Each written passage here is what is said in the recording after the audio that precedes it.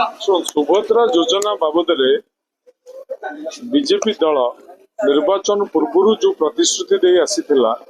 जो ओडिशार प्रत्येक महिला को 50,000 टंकार भाउचर दब जार अवधि 2 वर्ष रहिबो जो महिला माने प्रभावित होई बीजेपी की भोट देथिले।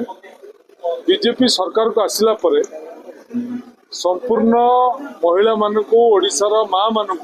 बीजेपी दल ठकी ठकी जदि आपण संख्या को जीवे ताले आम लोक संख्या 4 कोटी ऊर्ध्व 4 कोटी 50 लाख पर्यंत लोक संख्या से महिला मान संख्या आपातत 2 कोटी 25 लाख टका हम 25 लाख पर्यंत हम।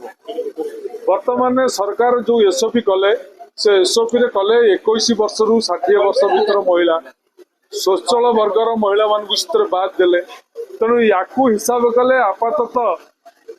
70 लाख महिला इतने उपकृत हेबे किंतु केमिति उपकृत हेबे 5 वर्ष रे से 50,000 टका देबे जो कथा कहितले गोटे वर्ष रे 50,000 टका देबे जो 50,000 टका को नहीं महिलाटी तार स्वावलंबी होबा पई चेष्टा करिवो महिलाटी तार विभिन्न व्यवसाय करी विभिन्न बाबद रे ताकू इन्वेस्टमेंट करी निजे स्वावलंबी होबा चेष्टा करिवो। वर्तमान वर्ष को 10,000 टका दीटा किस्ती रे 5,000 टका देबे ताकू जदि हिसाब करिवे मासु को 800 टका पइला जो 800 टकाटा कि तेल लुण रे भासी जीवो महिलाटी केते दूर स्वावलंबी हो पारिबो ताकू ओडिशार जनसाधारण चिंता करिवे। वास्तव में बीजेपी दल प्रत्येक क्षेत्र में प्रतिश्रुति ओहरी जाई लोक भंडेई लोक ठकामी कर लोक मिछ महिला भोट बैंक गोटे मेजर भोट बैंक होतिला आपण मिशन शक्ति मते 70 लाख महिला मते होइतिले ए कोटी अधिक महिला को कोडी बोली मते कहउछन्ती तो महिला भोट बैंक बीजेपी टोटाली दिनु शुणु एकमात्र नेता भारत वर्ष रे होउछन्ती नवीन पटनायक जहां सरकार समय रे महिला माने संपूर्ण अधिकार पाई महिला माने स्वावलंबी होइछन्ती महिला माने सम्मान पाई